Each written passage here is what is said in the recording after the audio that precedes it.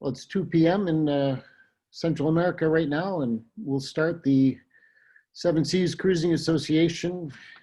The next in the series, Western Mexico and Panama.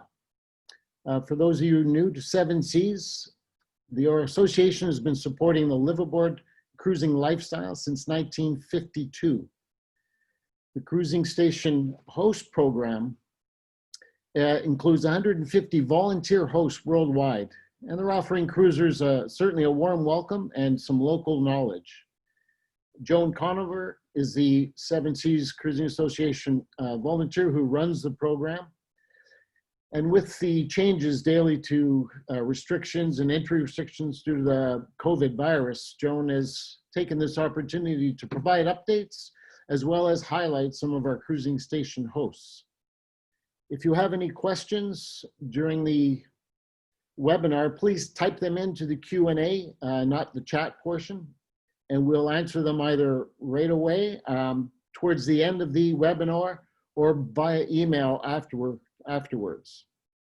And I want to give a thanks to Noonsight and Sue Richards, who has also partnered with Joan and been doing great work keeping everybody updated.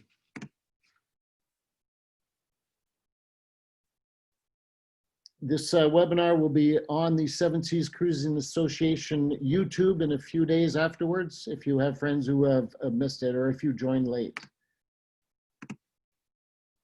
And Seven Seas wouldn't do all the great things it does without sponsors, and we want to thank Nautic Ed, who is sponsoring all of our cruising station host updates today. And I'm Stefan Tetro, a volunteer for SSCA. And I'm going to take off the screen share at this point and start introducing our hosts. We have from the left, Mike Danielson, who is from PV Sailing in La Cruces, Mexico. Next to him is Javier Pluarizo, who's our cruising station host in Galapagos. James Holm, who is representing sailpan.info. And Behan and Jamie Gifford from Sailing Totem, who are in the Gulf of California towards the north end. And in the background, helping me with the technical issues, are Joan Conover. Hello to everyone. And let's get straight off with Javier and tell us about the Galapagos. And let me know when you're ready for your slides. Sure, yes. First, I would like to thank you for this chance to let the people know what is happening here in Galapagos. Always, it is very interesting to share with people, with our community. Well, the big question here is, what about the Galapagos? If it is open? Yeah, we are open from, we have 2 months, we were open 2 months ago, approximately. Everything here is very easy. The authorities, they really did a great job with the lockdown at the time. We only have few cases. I will show you some statistics about this. But well, we are trying to reactivate the economy because 80% of the population in the Galapagos depends on the tourism. So you can imagine the situation now here. Well, so that is why we were working with the authorities, with the local authorities, in order to find a protocol for visitors and yachts. The most important thing now for visitors and yachts, for visitors, the mandatory requirements, which is very important. You must have a PCR test, of course, negative results, to get in the Galapagos. That's the only new requirement.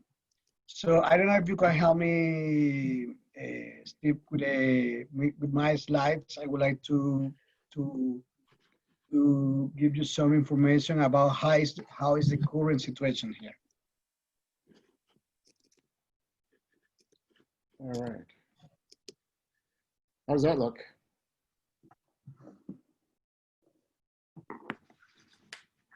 The slide should be up now. Yeah, please. Go ahead. Yeah, with the next one, please. Yeah, here is the, as you can see, we have few cases in Galapagos. We only have 62, and you can see that one island, Isabella Island, has 0 cases. No, it is COVID-free at this time. Here in Santa Cruz, we have 57 cases. That is interesting because it happens because here in Galapagos, it is the main city. So we have like 20,000 inhabitants. So that is why you can see the difference between the other islands. But well, in general terms, you can see that we are at this point we only have 62 cases, which is less than the two. I mean, it's a low percentage because our population is more or less 30,000 people. So, and we only have 62 cases. It is a low percentage. That is why we have a very safe destination for cruisers and visitors. Then you can see in the next slide, you can see we have a map with the current situation. You can see that in San Cristobal, which is the first island that you have to go, we only have 4 cases. Isabela, COVID-free, Floriana Island, COVID-free. In Floriana Island, we have a small population, less than 200 people. Santa Cruz, where I'm based, we have, you know, the higher percentage, but it is because what I told you, you know, the bigger population here. We have more contact with tourism because the main airport is in Baltra Island, which is near to Santa Cruz. And we also have 1 people in a local cruise ship. So as you can see, at this stage, Galapagos is very safe for people, for tourists, you know, for our community.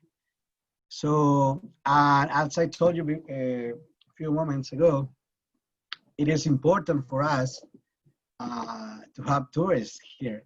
We depends on that. So that is why I would like to invite you to contact me if you need more information about the requirements. And if you need updated information about how is the situation here. There is a lot of information on the internet, which is sometimes it is not reliable. So if you want to have the correct one, please contact me. Okay, the next slide, you can see which are the requirements now. It is not very difficult. Actually, it is easy. Most of the requirements, you have it. But you can see you need the PCR test for each crew, health insurance for each crew. Well, then we have some requirements about the boat, and this is very important because you must have a protocol in case of an emergency, in case of, I mean, regarding the COVID. And you also need a COVID kit, which includes hand sanitizer, alcohol, you know, gloves, that kind of things you have to bring. But in general, it is not complicated to come here to Galapagos, despite the current situation across the world. Then you in the next slide, you will see that, well, the entry permit is the only requirement which is mandatory to enter the Galapagos. Here you can see that The permit can be for 30 days, or you can get an extension for 30 more days. And we need the yacht registration, P&A, and some information about the vessel. But what I want to say with this, that Galapagos, it is not complicated. You know, I have a list of I have a checklist, what I normally send to my clients, where they can say where they can see why they have to bring specifically to come here to Galapagos. And well, in a resume, I want to say that we are open here in Galapagos. Everything is safe here. No, the contagious curve is flat now. We have, well, unfortunately, we have 2 people who have died, but it is a low percentage. So, yeah, this is what basically it is my information about the Galapagos. And if you, in case that you need to see what will be the next step for in the current situation, will be fine if you can contact me by email. You have my email, and it will be, I will be more than glad to assist people who is interested to come here, because we depend on tourism. And I will be very glad to answer your question now. Sorry about, I don't know if you can hear me everything, because my internet connection sometimes is not really good here. No, we could hear you fine, no problem. Okay. And we will have It your is email up at the end. That, actually, that is the only not really good thing in Galapagos, the internet connection. But now it is working well. Great. And is that it for your slides? Yeah, that's fine. Perfect. Thanks very much. And I'll stop at this point, and we're going to move on to Panama. Unfortunately, we didn't, Russ couldn't make it from Shelter Bay Marina, but I'll read what he said most recently.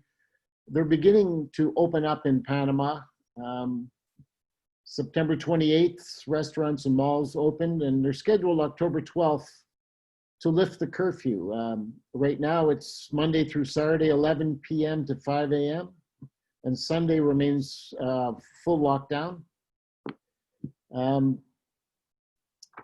They're still open for arrivals for the canal transit, receiving fuel and everything, but crew members are not allowed to come ashore. So the agents in Panama, as well as the Russ over at Shelter Bay Marina, will be able to help you with that. The next place is El Salvador. Our cruising station home hosts there, Bill and Jean. They don't have the bandwidth to participate in the Zoom. Again, there aren't any real restrictions in El Salvador right now, and they don't have a lot of cases. Bahia del Sol is the only suitable entry point for cruisers, and you can get COVID tests in La Cruz, or sorry, in, now I gotta read it. La Union is one of the closest towns that offer tests. And San Salvador, of course, the capital. And just a personal note, if you are cruising the coast of Central America, Bahia del Sol is a great place to stop, great reception for the people there, and a wonderful place to tour Guatemala. Leave your boat and tour. It's a very, very safe place.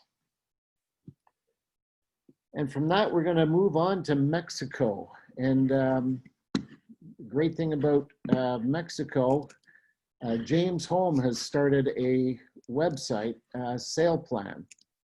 And I'm gonna put that up on the screen now, and James, let you talk about that. Go ahead, Thank you, James. Stephen. So the one thing you can count on in Mexico is that things change all the time. Rules get made and change before the ink is dry. This can make it hard to keep track of which ports and anchorages are welcoming cruisers during the pandemic and which want us to stay away. That conversation is happening on message boards, social networks, on VHF nets, and on the dock, all of which is necessary. But those are all pretty hard to refer to when you're sitting down to plan your next month in the sea. It's also hard to sort out opinions and rumors from facts and reality.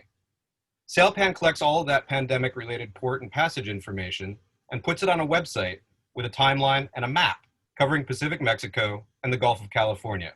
It's at sailpan.info. Reports are made by cruisers, and then they're fact-checked before being published to the site. Sources are shown below each report, and wherever possible, links are provided to official statements from marinas or government officials. Some of the best SailPan reporters are the folks that are on this Zoom call. A lot of the best material has been coming in from them, so thank you for that. The goal is to have the cruising community's best understanding of the region all in one place. Right now, we're tracking about 75 locations. If there's anywhere we aren't tracking and should be, let me know. On that note, SailPan relies on reports from cruisers to stay accurate. As you explore Paradise this season, take a minute or two when you arrive somewhere new to see if you know something that SailPan doesn't, and click send a report to tell us about it. Every report is helpful. And one last thing, respect the locals. It's a strange and scary time for some people, and we're lucky guests here. If locals ask you to leave, leave and send a SailPan report to save another cruiser the trouble that you had. Thanks, Stephen. Great, and thank you. And we'll, if there's no questions right now for you, James, we'll move right on to Behan and Jamie Gifford from Totem. And there you go, off you go, Behan. Hi, Stephen, and thank you. If you wouldn't mind doing a screen share so that we can see my slides, that would be awesome. I've got a few pictures to throw in here.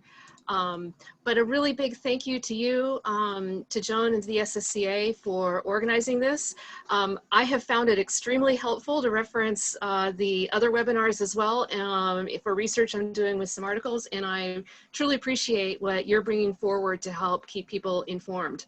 I'm going to talk about the Sea of Cortez and what COVID-era cruising has been like here, and then later on in the webinar, Jamie's going to talk a bit about routing from Panama up to Mexico. Here's a little about what cruising the Sea of Cortez looks like today. If you can go to the next slide. I took this just a few weeks ago. Actually, I didn't. Jamie's our drone pilot. But this is just a few weeks ago. We're anchored in a beautiful bay, a remote anchorage, spending time in the company of our bubble boat friends who we can comfortably socialize with because we share each other's risk management and information. Next slide.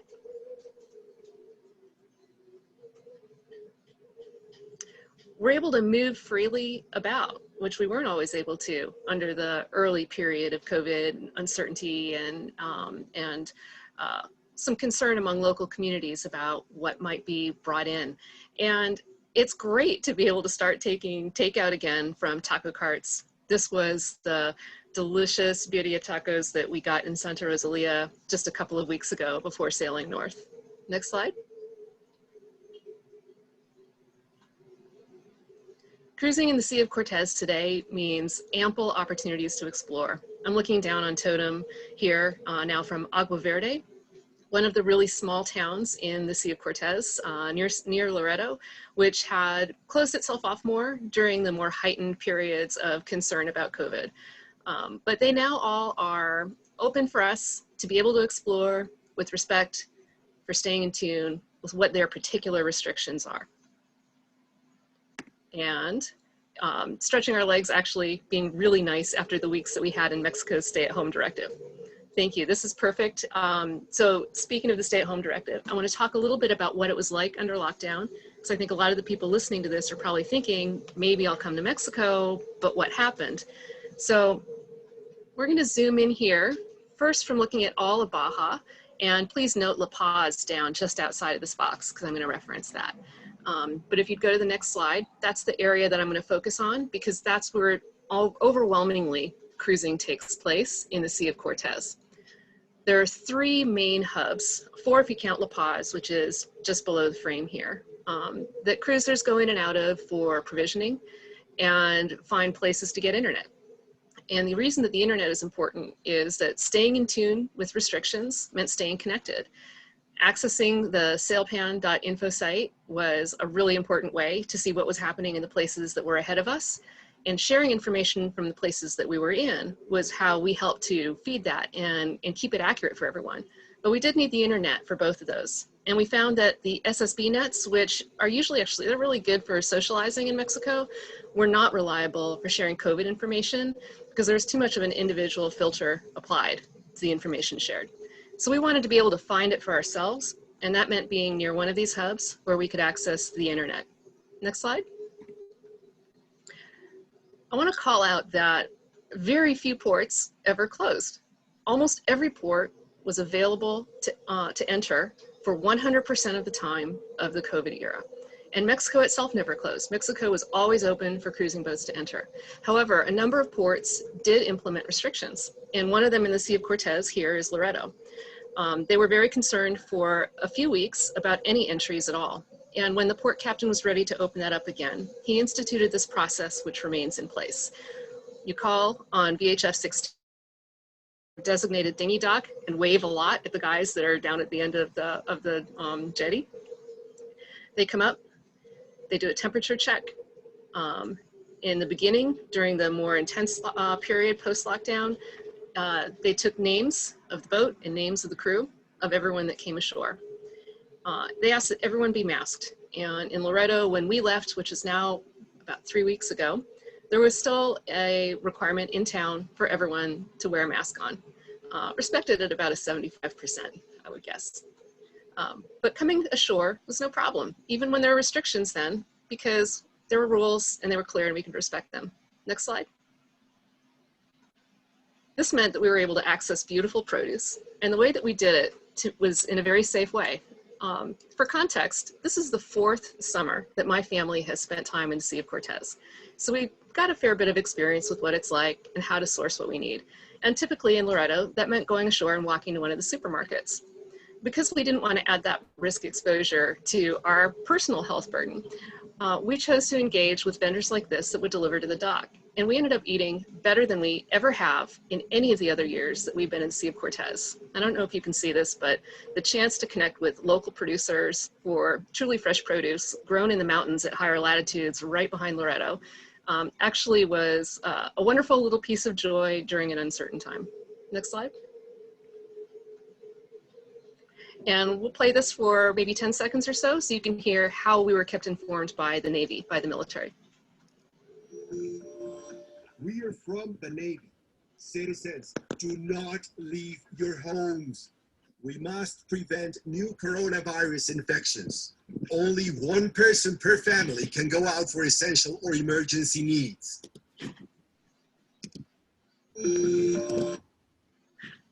So the Navy actually came through anchorages in range of many of these major ports of La Paz, of Loreto, in Santa Rosalia. I don't know about Bahia de Los Angeles. And they would bring this message over a PA system. And at times they would also have a handout to send us, to provide to us, which would specify in English what the current restrictions were in that locality. And this is a really wonderful way for us to be clear on what was expected of us and how to comply with it, and know that things were being managed on the shore side. And it also helped us give a little bit of range from Loreto, although to be honest, and this is pictures taken right off of the town of Loreto, we still felt it was really important to stay connected to the internet on a fairly regular basis so that we could stay dialed into what was happening with COVID. Next slide. Since we were up ahead in an area where if there hadn't been an update to James's sailpan site yet, what we did was seek out primary sources of information if we weren't able to learn it directly through, for example, talking to the guys on the Navy boat when they came around. And I'm using this one in particular as an example. This is the government page for the town of Loreto. And this is from, I took the screenshot yesterday and it's almost poetic, but their most recent update automatically translated in the browser is about openings to beaches. Openings to beaches which had been closed in Loretto since probably sometime in May and are now available for limited use and smaller groups. Next slide. So I've got a list, and this is an eye chart. And for anyone paying attention to this, you can grab a screenshot, but it might be a whole lot easier. Just go to sailingtotem.com/COVID, and I've made a page and put all of these links up with information for you to click and go through. But I found it really helpful to make myself a quick list, like a cheat sheet, of those primary sources that were most useful for me to find out about the latest government directives for different ports in the Sea of Cortez. I did a second list there of the unofficial sources that were really useful, like the Sea of Cortez Sailors, which is a fantastic resource in the cruising community of people contributing what they're experiencing from where they are. Next slide. And then there's the official sources of information.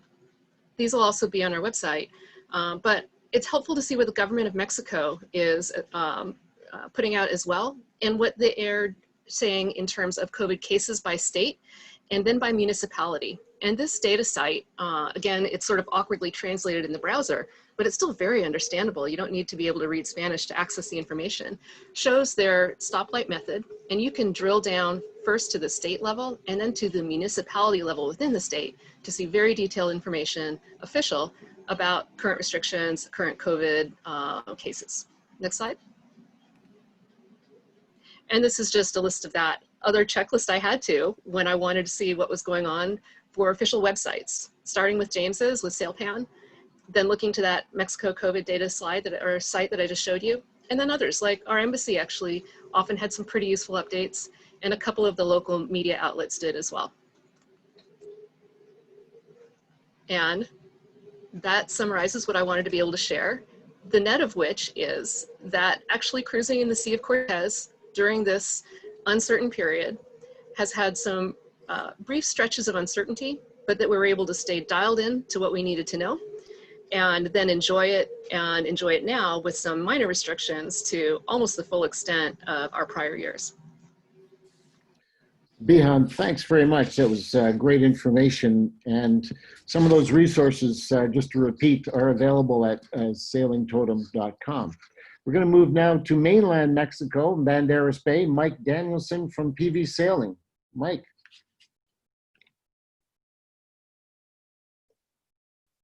And there we go. I'm unmuted. Okay. So I'm going to throw all my notes away. Behan and James pretty much nailed it on so much of what we have for resources. And everything that we've been going through the summer throughout mainland Mexico has been a culmination of stop, look, and listen, and some amazing people getting involved like Behan and James to help along. Unfortunately, we don't have Rich here from La Paz, but we've got a incredible outline of communication throughout Mexico that's gotten us through the summer really well. And the big thing that I want to put forth to everybody is what Behan has put up, those links. You definitely want to go back to totem.com and pick those up and look at them.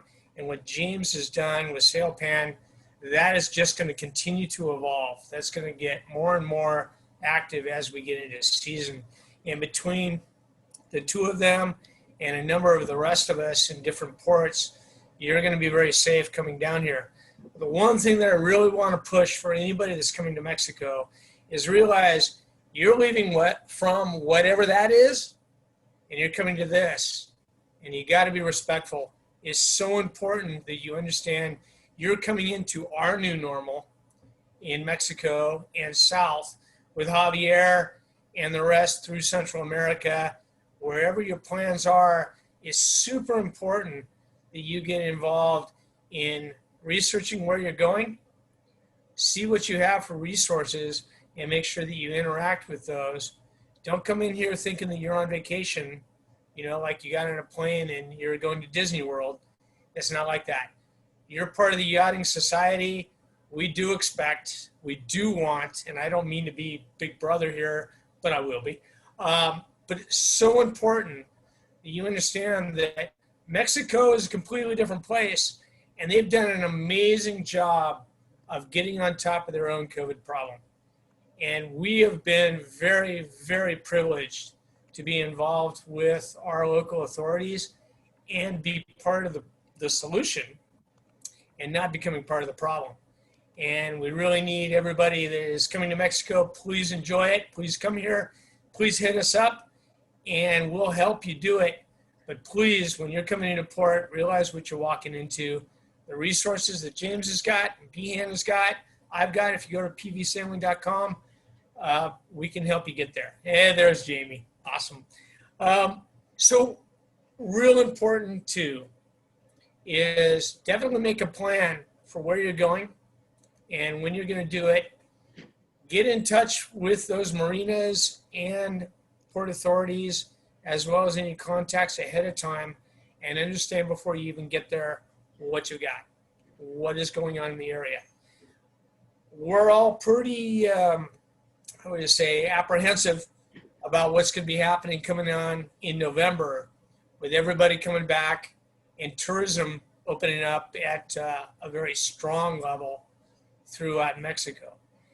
And it's very important that you interact with people and understand what is going to be happening in the areas that you're expecting to go to. I do suggest that everybody coming down, aside from what you do with your navigational log and just keeping up on what's happening on the boat, that you do keep a medical log too. Yep, Joey threw up at 4 o'clock in the morning. Whatever it is, you want to keep a log and be able to document where you've been, what's going on, and just make sure that you've got a good understanding that you can give to the port authority if they ask you for a health check, where you've been, and so on. You're able to document. So please think about that. Add that to your log program. It's a very important part that everybody's going to be looking for. Here throughout mainland Mexico, all ports are open, like Behan brought up. We have been going through on our normal morning nets, and do know that most marinas, major marinas, have morning nets, and most areas that people go to will have a morning net. Ours is 8:30 in the morning, 22 Alpha, and we go through all our information throughout the gamut from basically Bar Navidad up towards Mazatlan, with what you can expect when you're cruising our area, what is happening in Banderas Bay. Banderas Bay is 4 marinas, and we have check-ins in the morning with everybody at 8:30, and we go through the gamut, including what is notice to mariners, as well as any of our usual business around the area. COVID is a big part of it. Anything that's a question and anything that is an issue will come up on the morning net. So you do want to check out what you have for net responsibility around your area. That's a good starting place. And definitely talk to your neighbor. You pull into an anchorage, say, hey, is there a net in the morning? Well, what's the COVID situation? Try and pick them up and catch up. And I'll talk a little bit later about going south. But, I can't stress enough, follow what is already being put up with Behan and Jamie, with James, and what we do here at PV Sailing. And, we're going to help you get through here, but be respectful, please. It's an amazing place. I'm 23 years down here, moving from Hawaii to here. Same attitude, same latitude, amazing. And I'll tell you, our yachting community is plus. You're not going to find a more amazing group. So be respectful. Okay, that's my part. Well, Mike, thanks very much. And as we talked before the webinar, if you want to see people getting ready to cross the South Pacific, hang around Mike in March and April and listen to some of the seminars. They're great. I'm going to put up a slide here right now just to let everyone know where we're at in this in the webinar. We've covered Ecuador, Panama, El Salvador, Mexico, the sail plan website, La Paz, Gulf of California. La Paz isn't here, but Behan has mentioned some things and will again. And we're moving now into cruising strategies. North from Panama up to Mexico, and then south from Canada, USA down to Mexico. And Behan brought up a good point that a lot of cruisers who wouldn't normally be going north from Panama are doing that now because of the COVID situation. So I'll turn it over to Behan and Jamie Gifford for the beginning of the cruising strategies. Thanks again, Stephen. If I can have you screen share again and go back to the slide we have that's a chart view of the route from Panama up, that would be awesome. That'll give people a visual for some of the things that Jamie's going to talk about. Me? Hey, everybody. Okay, so with this first slide coming up here. This is why we all love the Gulf of California. This is what our kids drew a long time ago with a bunch of crayons. These are historical hurricane tracks for Pacific Mexico up from Central America. And yeah, it does look a little bit like a kid's crayon drawing, but if you zoom your eyes in on those orange stars, those are a lot of the places that I talked about earlier, actually. So on the left-hand side there, that is Loreto. That's where we were based for most of the COVID era. On the mainland side, that is a popular haul-out area, San Carlos Guaymas. And at the very top, that star is where we are currently. Oh, I'm sorry, the bottom one is La Paz. So there's your stretch of the Sea of Cortez. Yeah, really very briefly, hurricanes tend to form off of El Salvador. The weather starts to get tropical and a little bit volatile in April. You'll see more thunderstorms coming into May, more so, and it builds up from there. And early in the season, they tend to spin offshore more, but as the waters warm up, they tend to go more up the coast or any number of directions. And so coming up this way to Mexico has some timing component to it. And there are different places where people will go to get out of hurricanes. Not enough time to talk about the pros and cons of each destination, but there are places that are relatively low risk from hurricane threats. Absolutely. And Stephen, if you can move to the next slide, that'll give our overview for the northbound cruising strategy. Beautiful. Okay, so from Panama, it's about 2,000 miles, plus or minus a few hundred miles, to Puerto Vallarta or La Paz. These are common destinations and a central point in cruising Mexico. And across that 2,000 miles is a lot of either not enough of the good conditions or too much bad conditions in four points that are a little bit prickly along this stretch. And I'm just going to touch on those points. I'm not bringing in the COVID layer, and I'm not really even going to talk about each of the countries as a cruising destination and the services it offers. It's just not enough time. But as a strategy for going north. So when you're in Panama, the first hurdle, the first prickly bit is Punta Malo, aptly named. It's at the bottom southwest corner of the Gulf of Panama.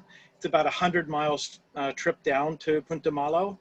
And the deal with the Punta Malo is that there's lots and lots of current there. And if you get a situation where you're trying to round it with wind against current, you're probably not going to have your best day on the water ever. And so some people will say you just go far offshore and around it. I tend to want to go around really tight, but with the right conditions. There's a couple of islands south of Panama where you can get closer to Punta Malo and stage from those islands before you make your rounding. We went around in approximately 0 knots of wind, and it was a non-event. After that one, the next section that's tricky is starting at the north end of Costa Rica. This is the Papagayo stretch, which is about 200-ish miles long, and it's across Nicaragua. It's kind of gap winds, and there's a huge lake there where the winds really accelerate across that stretch of coastline from land outwards, and it creates this severe sea state. In this stretch, you stage at the bottom end around Cape Saint Elaine, which is right on the border with Nicaragua, Costa Rica. Nicaragua, Costa Rica. Thank you, Assistant. And the general strategy here is it's very effective. It's the 1 foot on the beach strategy. The idea is if it's often very windy, it can be 30 to 50 knots of wind 3, 4, 5, 6 days a week. So you wait at the bottom end for your weather window, you stage, but you go with the idea that you may have some volatility that picks up because you can't make that distance within a favorable weather window. And if you stay along the coastline, you're within roughly a mile to mile and a half of the beach. Even if you do cross with lots of wind, you'll have very, very little fetch. And so the sea state is very moderated. When we did that stretch, we had winds up to 35 and 40. Sails were set for that. And all we did was watch for the big gusts to come. They would blast through and then it would drop back down to 20s. Absolutely zero sea state. It was very, very easy trip. The next section is passing the rest of Central America. When you get to Chiapas is where you're clear into Mexico. It's the southernmost port of clearance. And for folks looking at the chart, that's that blue and white mark that is on, yes, thank you. Thanks, Stephen. That's it right there.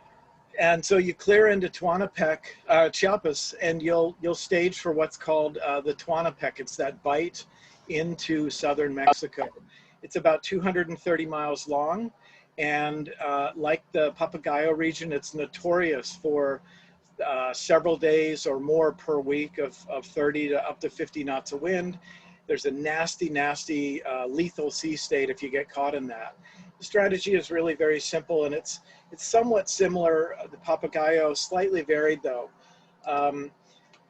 Because of the distance, if you can make that stretch straight across, you shave about 30 to 35 miles by doing so, but you have to do it in a weather window that's easy conditions. It's probably going to be a motorboat ride for you.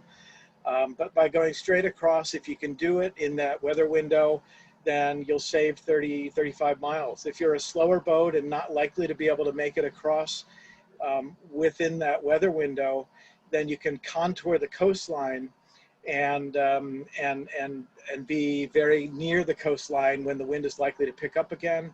And again, it creates a zero fetch situation, zero sea state because of no fetch.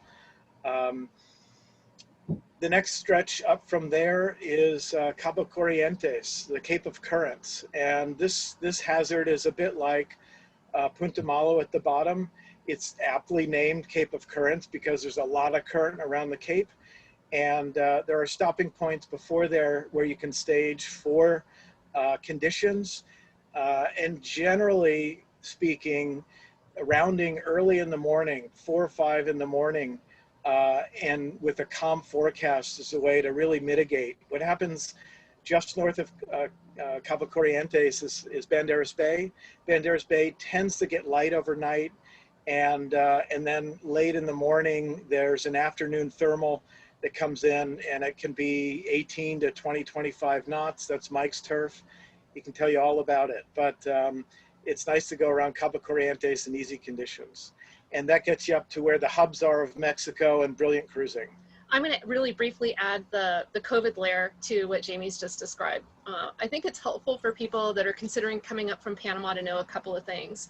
The first is really the best go-to site for regional information about COVID status for each of these is Noonsite. Their summary page gives you at-a-glance information, and Sue Richards does a phenomenal job of directly reaching out to individuals in these countries to make sure she has the latest information there. The second thing is to share that when Totem and crew did this, we went pretty much nonstop. And it's an entirely possible thing to do. And as Jamie mentioned, this 1 foot off the beach strategy means that you also maintain an internet connection. And if you're concerned about COVID realities and restrictions, that can be a really valuable thing. Consider that this approach allows you to both to sail in an area that is notorious for requiring motoring, but by using these thermal winds, doing a lot of sailing, and stay in tune so that you can gauge your approach, whether it's because of weather or whether it's because of restrictions in the areas ahead of you. And I think that covers our south to north strategy. And thank you, Behan and Jamie. And Mike, did you want this slide up to talk about coming down from the north or not? You're muted, Mike. All right. Am I good now? Yeah, you're good now. Did you want Okay. the slide? Yes, please. And there's another piece of paper. What Jamie and Behan have portrayed on the up, I'm going to kind of reinforce some of it on the way down, and with a little bit of weather window stuff too, and probably tap Javier a little bit going into, trying to make a way out to Galapagos. But generally, for everybody coming down outside of everything, and let me touch Baja first a little bit. Coming up November, right now we're still in our hurricane season. We're mid-October. We're seeing the changes already starting to happen. High pressure flooding into our area, but like we've got Delta going off the Yucatan right now, and we got Norbert offshore from us. October is a very dangerous time of year for us with hurricanes. People get a false sense of security going, are we there yet? Are we there yet? Here we go. It's getting clear. All of a sudden the rains have stopped, but hurricanes are still incredibly active right now. And all it takes is a couple of tropical waves coming across Central America to reinforce our monsoonal flow, and also a hurricane like Delta pulling up into the Gulf to draw a trough and help to bring some of that energy up our way, and boom, we got another element. Short past history, the last two Novembers, Baja coming down, have both been skirted because of weather issues. 2 years ago, they delayed the delivery of everybody leaving San Diego. Normally, Baja starts off the 31st of October. They stopped that and delayed 2 years ago because of a weather system development. And then last year, they started a full week later and lag coming down, and still had a tropical storm hurricane scenario that split the fleet. Half of them got stuck in Mag Bay, half of them made it to Cabo, and basically obliterated the whole program. I don't care if you agree with me or not, but I'm sorry to tell you that global warming is an issue, and we are seeing it full tilt in our marine life. So just follow me on this. Progressively, we've seen a shift with what our temperatures are and what generates the energy into our tropical storm season. And you need to take care that if you're planning to come down, I know it's bad wherever you are, you just want to get out of town, but really pay attention to what's happening with our weather shift now and coming south. As we get into the fall and the first part of the winter, we will develop cold fronts that will develop coming into the top of the Sea of Cortez, California across Arizona, and build a lot of downflow on the outside of the Baja and pretty much link you wherever you want to go. It makes it a little hard for anybody that wants to go up into the sea as we get into our winter months.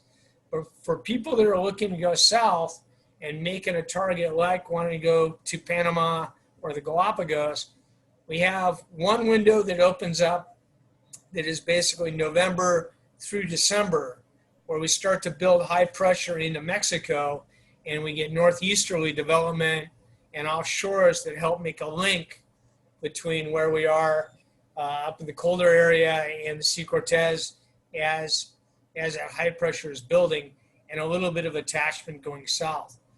Then we see another build again coming into wintertime, January, end of January, February, March, where we start to see thermal development happening along the coast and progression of downflow, power, and energy in the Sea of Cortez, linking down to basically Central America and further south as well, as Central America starts to dry out completely from its tropical season. So the monsoonal flow will compress, and the thermals and the high pressure will take over. Land and sea breezes start to develop, and we have a very good link that runs basically good for going south, going into March. Our main time for people stepping off South Pacific is a build-up for March. So if you're going to go south and you're going to go hang out with Javier, there is that narrow window if you're already in Mexico, November through December, to make it down coast. And then we've got the other springtime that develops. So no, that's kind of what happens with the weather around us. Now, like I said, we're in hurricane threat right now. Even though it's gotten awesome weather-wise, I'm seeing a full week right now of having thermal and getting my 49er out and go sailing. And I haven't seen that for a couple of months. Well, now we're kind of going towards our drier condition, but keeping an eye on what's going to happen with development at the beginning of the season. So know that part of it. La Paz and all those guys, I want to step back to the COVID thing for a moment.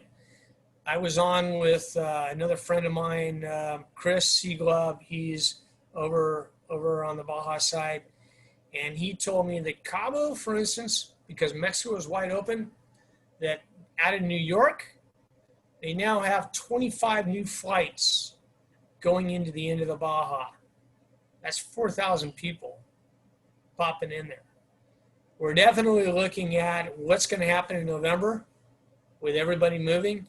And this is to reinforce it is incredibly important to follow what James has put up, what Behan and Jamie have got going on with Totem, also what we post on PV Sailing, and keep up to date on what's happening. Right now, the majority of Mexico is trending to yellow, where we're seeing a lot of opening. But down in Jalisco, Vallarta proper, we're seeing an uptick because of the freedoms, and we're seeing an uptick in the COVID issue. And Nayarit, we're doing pretty well. We kept a lot of restrictions in place. Our governors have been very, very good. I'll tell you, we have a thing called Ley Seca. For those that don't know, that means they limit how much you can drink, because drinking leads to parties and so on and so forth. We've seen, our governors put in play the establishment of Ley Seca in time frames. For instance, we went through where tiendas would no longer sell beer. They wouldn't sell beer and alcohol after 3 in the afternoon, and ultimately to try and quell, the development of people partying. As we get into November, and if we see an uptick, I will tell you flat out, our governors have cojones. They will step up and they will shut things down. They're not dumb about this. And they've demonstrated throughout the entire summer. And our society in Mexico does follow the rule. They've been fantastic. And if you're coming to Mexico, get with a program. It keeps our freedoms open. Be part of the solution, not part of the problem. So there I go with that Big Brother thing again. But we've got it really, really good here. All the way around, we've been able to do what we want to do all summer. Toe the line and be respectful. Remember, Mexico is like a big family. And just accept it and come and enjoy it. We get to do everything we want as long as we support them. So, all the other rhetoric, other place, realize you're coming to Mexico. Well, thanks a lot, Mike. That's a great detail and great strategies. Interestingly enough, we had a question from Mark Thompson about La Paz, and joining us from La Paz right now is Rich Bourne of Rich RO, Water and Power. Rich, why don't you give us a local update on what's happening in La Paz? Yeah, sorry for joining late. It was kind of one of those, on a sea trial, sometimes things take a little longer, so glad to be here. It's been, is my audio coming across okay? Just fine. Okay, great. So it's been interesting in La Paz. I mean, it's been as many places, it's been lots of what are the rules. I think that's been the biggest problem in this area in terms of dealing with the COVID situation, because there'd be a published rule. I'd go talk to the port captain. I'd talk to the people in the parks, national parks that monitor the islands around La Paz.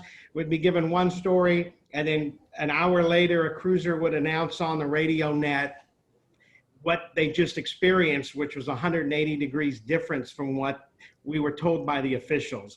And that leads to a lot of confusion. I think a lot of people assume, well, there are no rules if other people are having exceptions to them.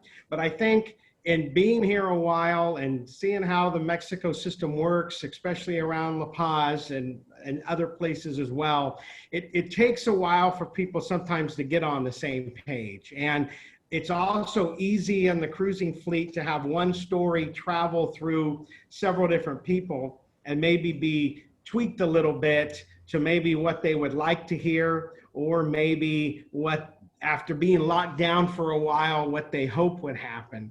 But the cases in La Paz, the local governments here have basically, I don't want to say they stopped reporting the number of cases, but the friends I have that work in the local hospitals, they were giving kind of numbers that are a little different than the official numbers published on the website. I think the cases here from the local doctors aren't going down. They're kind of at the same levels they've been, but some of the reporting isn't quite making it into the national government system for the different color codes. So it leads to frustration. It leads to people not knowing maybe what to believe. But I think from a cruiser community perspective and from the locals that I've interacted with that kind of are associated with and service the cruising community, everyone's taking the virus aspect seriously in terms of wearing masks, social distancing, that type of stuff in the marinas. There hasn't been a cruiser case here on the Baja Peninsula in La Paz or Cabo that I know of. There has been some COVID cases in the crews that are on the different Mexican charter boats, because, you know, there are 4 or 5 guys living in a crew quarters during a charter that's probably the size of your salon with bunks in there. So it's kind of a scene of close contact. But once that was found out, they did social distancing. The marinas were basically very good about notifying people that there's been a case. Marina de La Paz, for example, they're probably the most strict in terms of closing the marina to guests and boat people that have slips there, tradespeople, marina.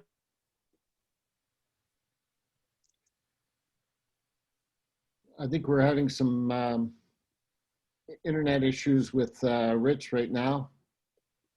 He seems to have been frozen, which is ironic for La Paz. Well, maybe we'll take a break at this moment, and Russ Gojan, and correct me if I pronounce that wrong, Russ, who can give us an update on Panama from Shelter Bay Marina. Well, good afternoon, everybody. It's Gedjan, and don't worry about it. I use Russ most of the time. Yeah. Matter of fact, I use my wife's name when I'm talking to Latinos because it's easier, Porras. Anyway, Panama. Well, Panama is scheduled to open for tourism on the 12th of October. Right now, the airport is still scheduled to open 12th of October. Arrival by airplane will require a COVID test within 48 hours of your boarding the airplane. And the outlook is pretty good. Cases have been very steady in Panama. The hospitalization is going down. The number of people on intensive care is going down slightly. The government's approach to the problem has been like everywhere else. There's one thing is published, then what actually happens depends a lot on who the local guy is and what he understood about what was published. But in general, we were not leaving port. until, let me see, the 6th of October, we start, pardon me, the 6th of September, we started being able to go on local people take the boat out and do local things. That's been working out okay. There's a lot of rules about where you can go and anchor and how many people can be on the boat and all sorts of things. But in general, you are allowed to move. By local boats, it would include anybody who was already in Panama. Now you're not going anywhere. You're just coming turn around, coming back into port. Panama is technically still not open for tourists, although I think we've taken in 180 or so boats at Shelter Bay that came in to cross the canal, or because they needed food, or because they needed parts, or whatever reason they gave. In other words, the only thing you couldn't do is say, I'm coming here to be a tourist. Of those, probably 100 got on an airplane and left. The humanitarian flights have been going out of Panama pretty regularly. The airport has been closed, but I'm, for instance, I'm in Wisconsin right now because I left on a humanitarian flight. So the access to Panama looks good. The weather, same way it's always is in Panama. It's about 80 degrees most days, and right now it's going to rain at least once today, and not necessarily where you are, but somewhere in Panama it's going to rain a lot. So our rainfall has been tracking well, which is important to us for the canal. We're up. Of course, the El Nino phenomenon looks like it's in full gear, so we will have a slightly different weather pattern. But in general, you're not going to see a lot of bad weather. The hurricanes go north of us. Every once in a while, the backside of a hurricane will give us some nasty weather on the west coast.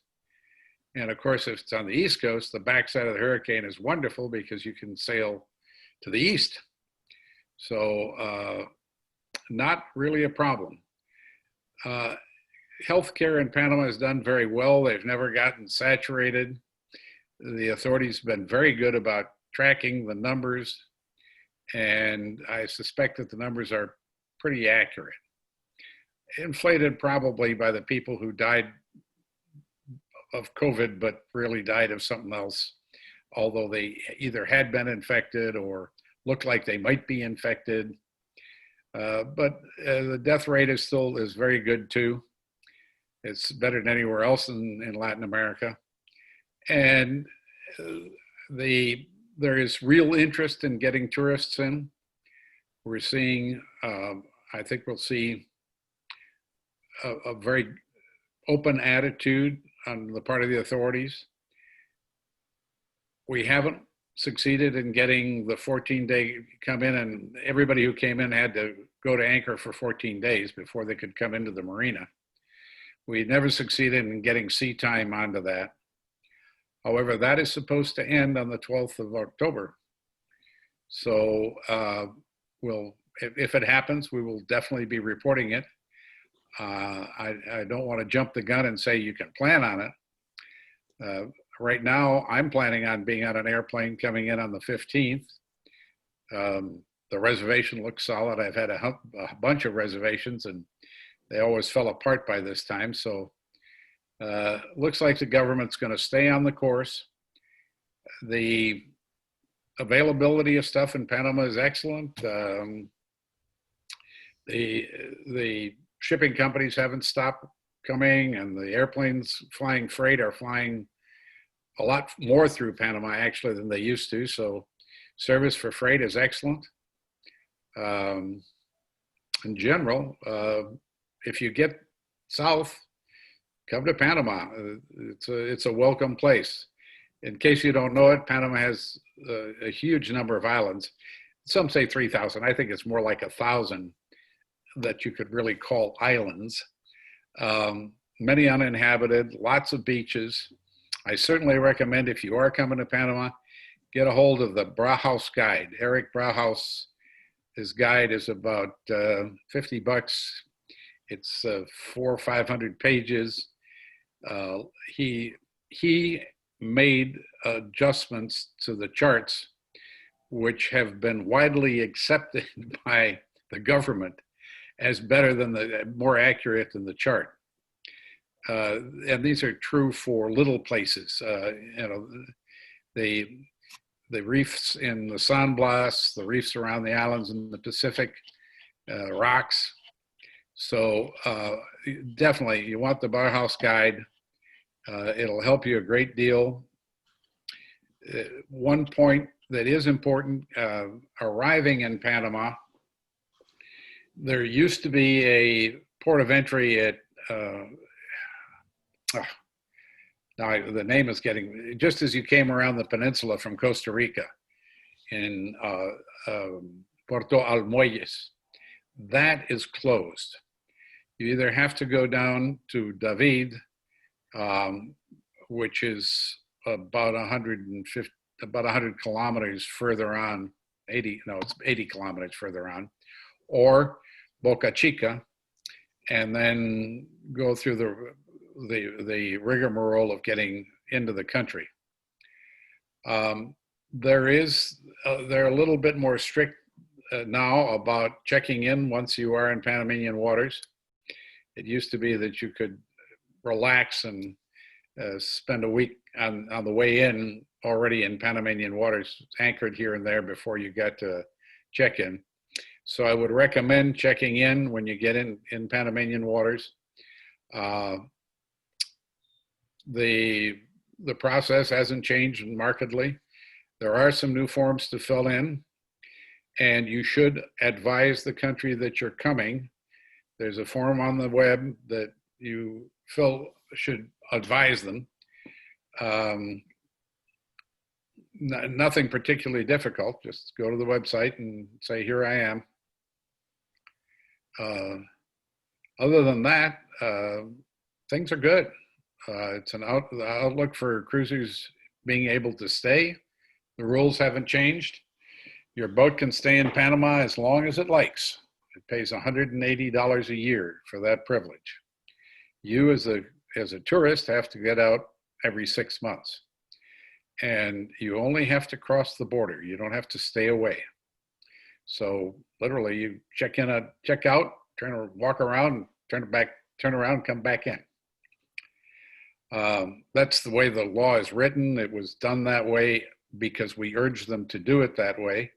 There are border crossings that I wouldn't recommend doing it at because the local people are not interested or feel that they're being slighted.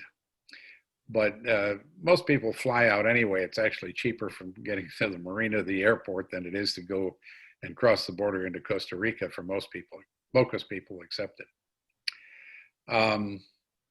Talking generally about Panama, I think that covers the waterfront. If anybody has any specific questions, prices, I didn't talk about prices. There is a very good marina that's relatively inexpensive that's catering to sailboats on the Pacific.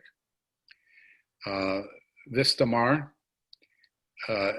nice, modern marina, big breakwater, floating docks, services. Their prices were quite reasonable. I don't think they've changed in the last month or two. Cruiser community there is happy. Supermarkets are close enough, and it's dry, and in the dry season it's really dry there. But other than that, it's not a bad place to be.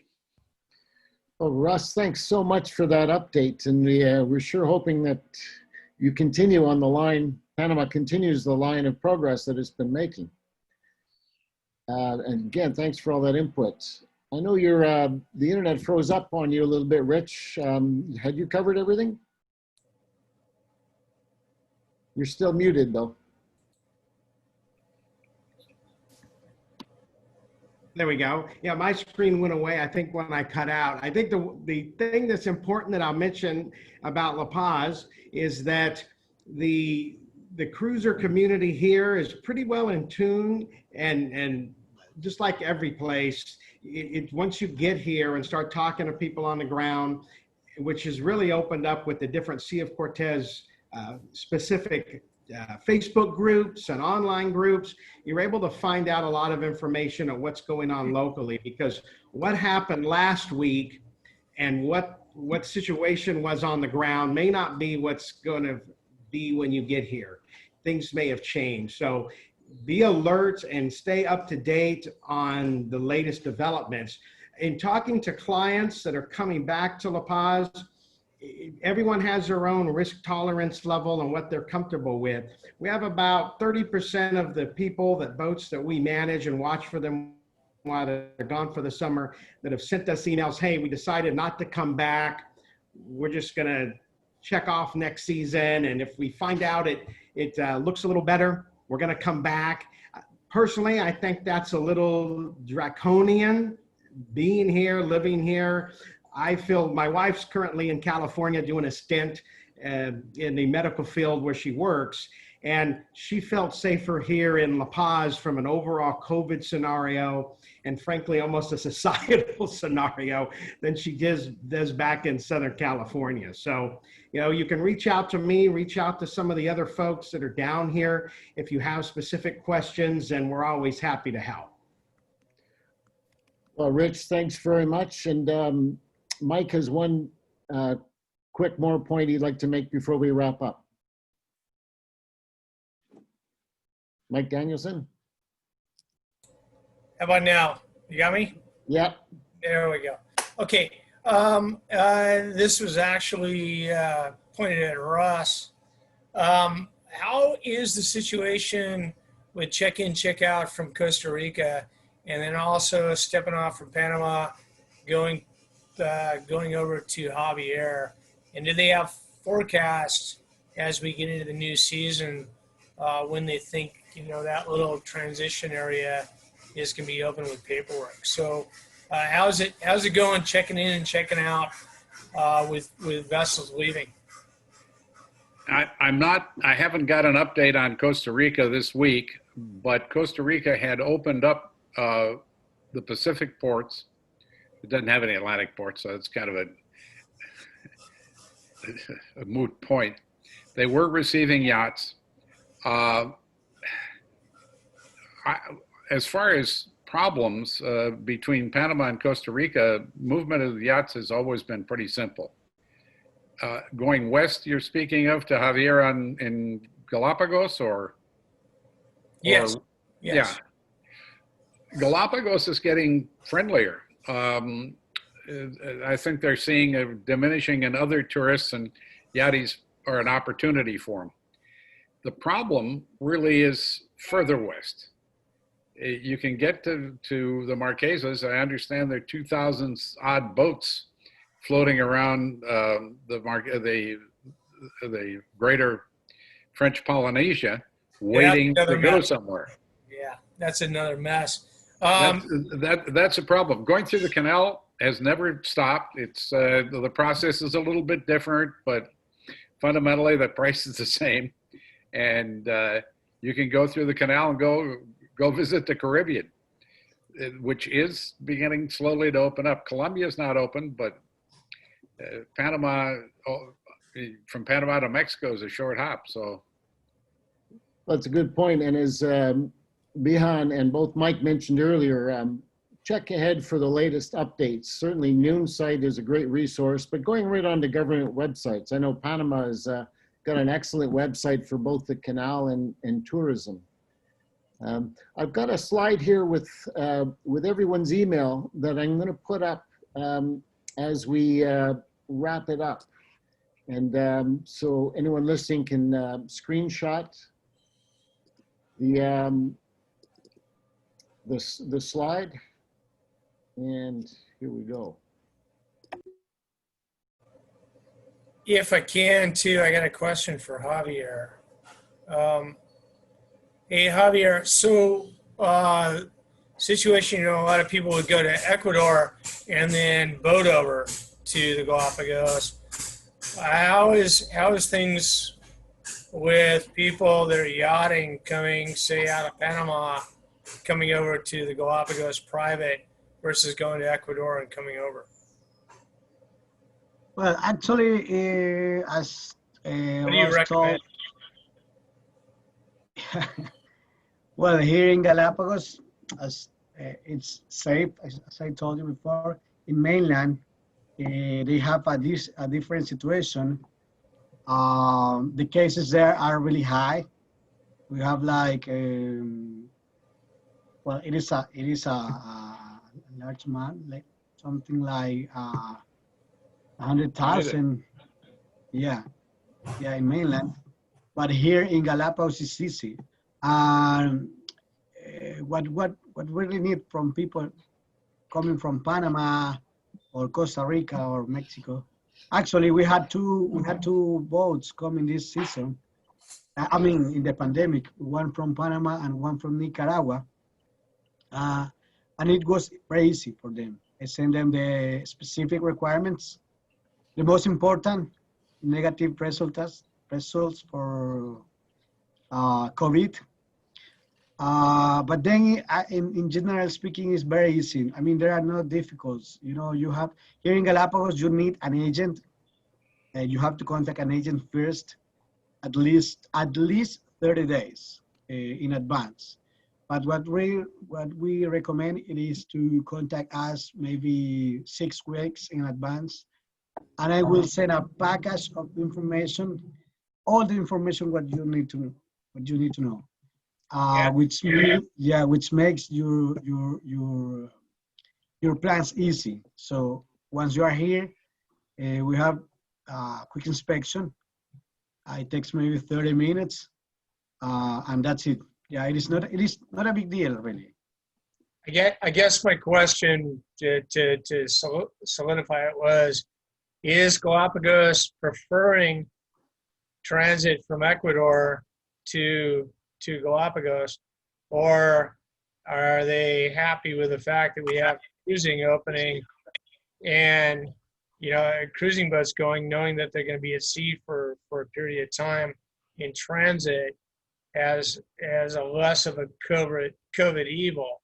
What is the preference for coming to the Galapagos, out of Ecuador or with cruisers applying to come? What's the preference? Well, actually, we have no preference really, but everybody is welcome here. But yes, we really prefer people coming from Panama, for example, because the situation there is better than mainland Ecuador. It's really better than mainland Ecuador. That's what I was looking for. Yeah, definitely. Here we are very worried about the situation in mainland Ecuador, but yeah, it is. I mean, actually, if you have the negative test, there is no big deal. Yeah. Well, that's great, Javier, and I thank you very much for joining us today. It's great information. Russ from Panama, I really appreciate what you provided as well. Go ahead. I wanted to bring up another subject because I don't know if it's covered. The whole concept of getting on an airplane in the United States and going somewhere, getting the COVID test is not straightforward. United has started to do it a little bit. American has started to do a little bit. But for people going to Hawaii, they're talking and dancing around how they're going to do the testing or where they're going to do it. Walgreens and CVS won't give you an appointment to get a COVID test for travel. They'll give you one if you complain about something, if you say you're sick, and then you can get a negative test. And in the case of Panama and a lot of other places, it's 48 hours. So we all have to talk to the airlines and get them to understand that they have to figure out a way to make testing available through the drugstores. I'm going to pay basically about $200 for a COVID test, because it's only available from one hospital system, and they're charging monopoly prices. You used to be able to get one at Walgreens before they made them free. Now you can't, because they're free. You can't get into the system unless you've got one of the reasons that they give for getting the test, and none of those reasons is I'm just going to go get on an airplane and I want it. Yeah, well, every country's a little different, and we're all making it up as we go. So hopefully it'll improve. That's a U.S. problem. That's what I'm saying. You know, cruisers need to talk to their airlines about the need to be responsive to this 48-hour issue. That's a good point. COVID test. Hey, Stephen. Yes. I think Behan would like to answer some of the questions that we had in Q&A. She did Go type ahead. in the answers, but the answered ones, Behan, do you want to take that on? Sure. I thought it might be helpful just to have captured in the recording, because there were a couple of really good questions that came up, and they've sort of been touched on. But the first was from Brian, and he said, you know, some people are masking and safe, but many are not in and around marinas. So as a new cruiser, new arrival, how do you interact with unsafe people nearby, assuming there could be a surge with unsafe behaviors? And this is the perspective, really a personal one, but in our observation, the unsafe practices are common enough by Mexicans and gringos alike that we assume responsibility for our own safety measures, as you would anywhere. It's just a really good reminder that we each own our own safety now. In our case, what we've mostly done is just not been around people a whole lot. But of course, being around people is part of everyday life. So when we know we're going to do that, we wear either an N95 or a KN95 mask. KN95 masks are widely available in Mexico, very easy to get. It's like, you know, somewhere between 70 and 100 pesos in a farmacia. And we wear them if we need them. But we fully expect there will be another surge, given that there are a lot of unmasked tourists and on cruises with unmasked Mexican crew, and it just sort of seems like it's probably, you know, winter is going to be tough, and we'll just be ready for it. The second question was about what's the current situation in Mexican cities, La Paz, Mazatlan, Puerto Vallarta, in terms of restaurants being open, capacity limitations, and takeout only, and all of that. So right now, the good news is you can have tacos everywhere. I know Rich is really pleased about that. Frankly, I'm thrilled. It was like a party on Totem when we got to have tacos again. But it does vary significantly. So you just kind of have to stay in tune to, in terms of capacity information, what's happening locally. And if you're in Banderas Bay or La Paz, the morning VHF net will tell you what's available, what's accessible, what you can go to, and what the restrictions are. You know, in Mazatlan too, these places that are bigger cities that have those VHF nets, that's a great way to find out. And the other way is official sites, like the sites that I listed earlier, and you can see what the state requirements are around capacity currently, and then check your local municipality websites as well. The health departments often establish a particular percentage point, or just go out and knock on the door of a restaurant and see what their options are.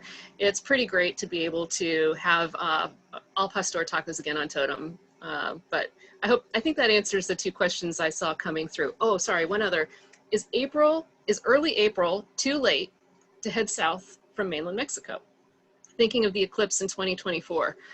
Oh man, that's gonna be really cool. So early April is not too late, but it really depends upon your pace and your destination. I'm not sure where the zone of totality for that eclipse is. But the problem with heading south from Mexico in April is that you start bumping up into the beginning of hurricane season. And by the time you hit May, that area off of El Salvador, which is like the generator for hurricanes, it's really volatile there. Even if they're not having hurricanes per se, that's in pleasant conditions. There's a lot of lightning. It's kind of not where I'd want to be. It's better to get south earlier during the milder winter months if possible. And that covers the questions I've got here. Thank you, Joan. Thank you, Stephen. Oh, Behan, thank you.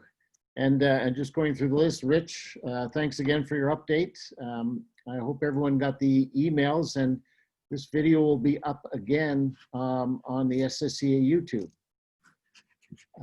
And again, Joan Conover for getting this whole program up and running. We really appreciate it. And I'll leave the following slide up for now. Our future webinars, October 15th, heading south for snowbirds, and November 12th, Florida, Good afternoon. Bahamas, Just one moment, please. and weather. Thanks, everybody. We hope to see you on the water soon. Bye-bye.